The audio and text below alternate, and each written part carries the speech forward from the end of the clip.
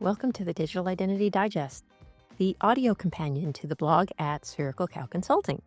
I'm Heather Flanagan, and every week I break down interesting topics in the field of digital identity, from credentials and standards to browser weirdness and policy twists. If you work with digital identity but don't have time to follow every specification or hype cycle, you're in the right place. Let's get into it. Hi, everyone, and welcome back to the Digital Identity Digest. Today, I want to talk about something that I hear a lot from people who are curious about standards work, but never quite take the leap to participate. It's that feeling of, I'm not technical enough. Standards are for engineers, so I'm just going to sit this one out. If that's you, this episode is for you. Because the truth is, standards work is not just for coders. In fact, some of the most important roles in working groups don't involve writing a single line of code. So I'm going to pull the curtain back a little bit on my own experience as a working group chair in a couple standards organizations, and I'll show you what actually matters in the role. I'm going to cover the skills that make standards work successful, how non-coders can contribute, and how you can build the confidence to jump in. So let me start with a confession. So I chair working groups in organizations like the Internet Engineering Task Force and the World Wide Web Consortium. But if you give me a technical specification to read, understand, implement, totally couldn't do it. I can't code myself out of a wet paper bag. I can read the text of a specification. I don't necessarily understand it. I can track the arguments and understand why a certain design decision was made. But at the end of the day, I don't read specs like implementers do. I'm not the person shipping code at the end of the week, and that's fine. Because being a working group chair isn't about being the ultimate subject matter expert. It's about facilitating the process and helping the group reach decisions, stay on charter, and document its work. Those are very different skills. So let's talk about what a working group chair actually does and, what that job looks like on a good day. As a chair, you're setting the agenda and making sure that the right topics are discussed at the right time.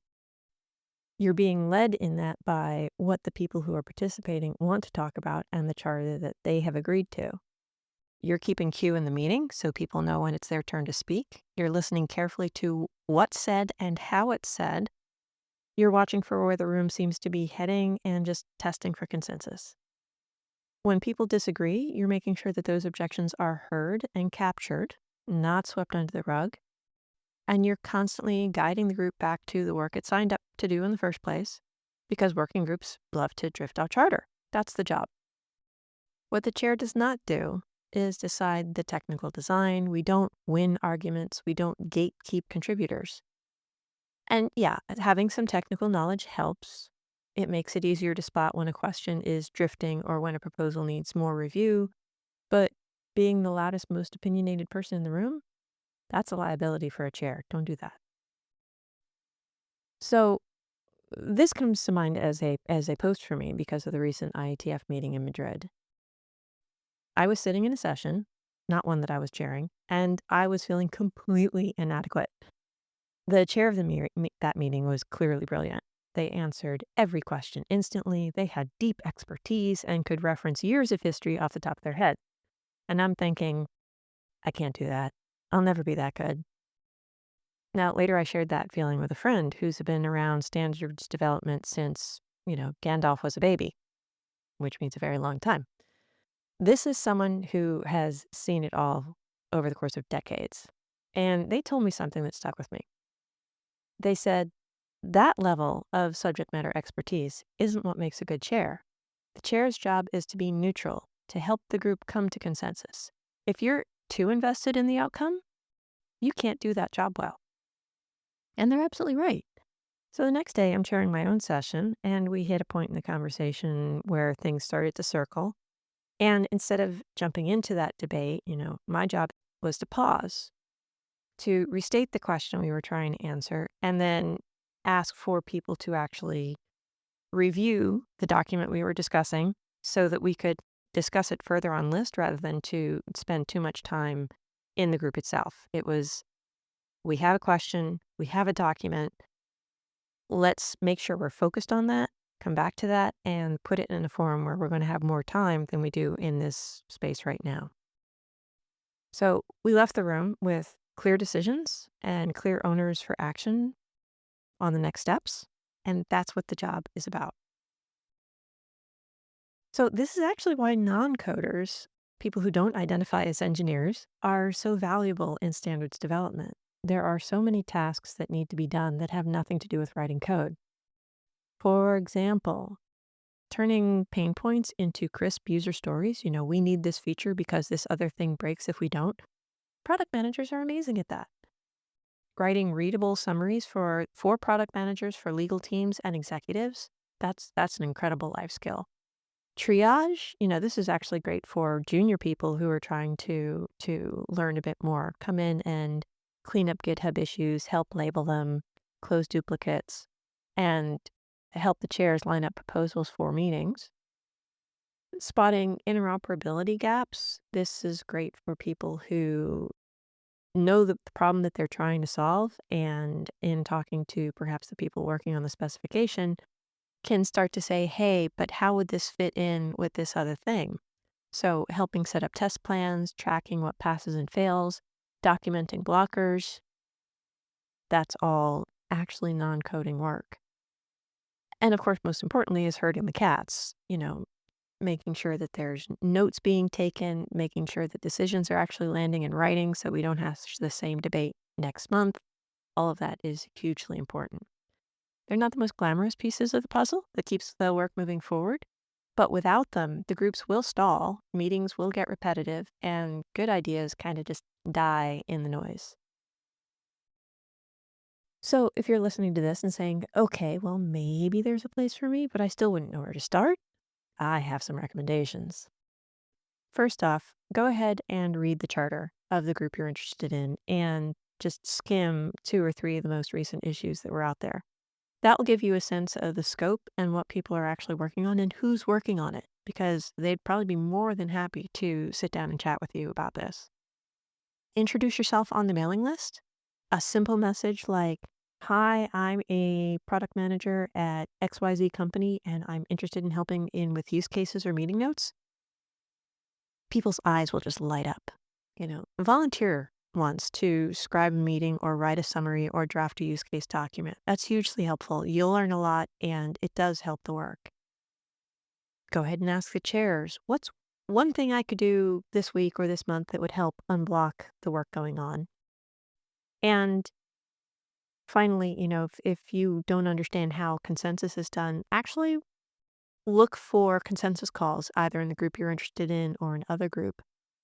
Listen to how the chair is phrasing the questions and recording outcomes, because you're going to start to see patterns in how good chairs are driving consensus to get the work done. These are actually pretty small steps. Hopefully, they will build your confidence and give you a foundation in the skills that chairs need: listening, documenting, and helping group make decisions. Now, maybe you're a manager. Okay. If you lead a team, here's what I want you to take away. Please do not assume that only your senior engineers belong in standards groups. You should be sending your product managers, your solution architects, your analysts, your technical writers who know how to make, please send your technical writers who know how to make decisions and make documentation accessible. And don't just send them in and say, bon chance, good luck with that. Let us know how it goes in your trip report. Give them specific assignments to write a use case doc, to clean up issues, or to track interoperability progress. Measure their impact in the outcomes that matter. The fact that we're having fewer rehash meetings, that we actually close issues and pull requests to say, yep, we've solved that particular issue, moving on to the next one. That's how you build institutional knowledge in your organization while helping out the group itself. So I'm going to call out a few traps that even experienced chairs and contributors fall into.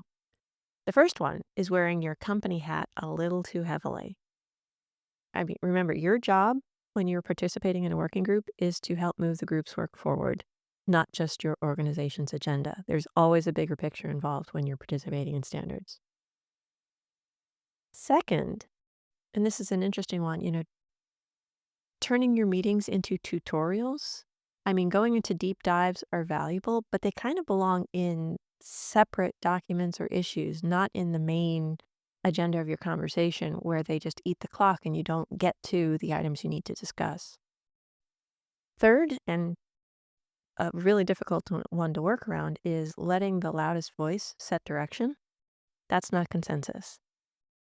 Consensus is not unanimity. It's yes, we've got broad agreement and all of the concerns have been heard and documented, but it doesn't mean you're going to necessarily say and everyone is correct and we're going to get it all in there because that's just not how things can happen.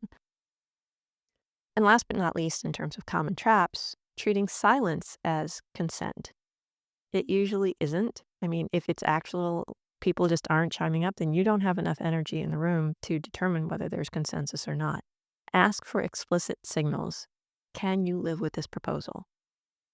One tool that helps me avoid these traps is just having a simple checklist, posting the agenda in advance, linking to pre-reads, assigning a scribe and timekeeper. Depending on the meeting, the organization itself may give you that checklist, or if it's, more a weekly meeting, then that's just something I have as a standing items in the agenda itself. It's all basic stuff, but it works pretty well. So why all of this matters, of course, is that standards work touches every part of the digital identity world: federation, digital credentials, browsers, payments. The decisions made in these groups shape the products and policies that your team will have to live with for years. But this process is not self-sustaining. If only engineers and spec authors show up, then very important perspectives get lost, and that hurts interoperability, it hurts usability, it makes adoption harder than it needs to be. You do not need to be the smartest engineer in the room to contribute. You need to be willing to listen, to ask questions, and to help the group get to a decision it can live with. So if you thought that, okay, standards development isn't for me, I really want to challenge you on that. Show up once, scribe a meeting, draft a use case document. Or if you lead a team, send someone in who can listen, write, and just help keep things moving. Because those are the skills that actually keep standards work healthy. So think about it. What's one non-coding skill that you personally could bring into a working group in the next month? Think about it. And if you're ready to step in, reach out to a chair. We're always happy to have more people helping the process run smoothly. And with that, thank you for listening to the Digital Identity Digest. If you want to link to anything I've talked about, they're always in the written blog, and I hope you enjoy it.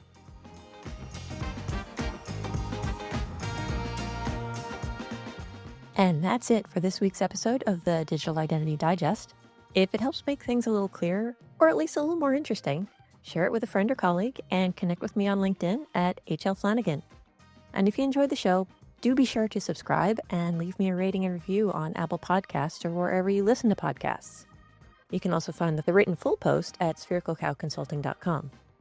Now stay curious, stay engaged, and let's get these conversations going.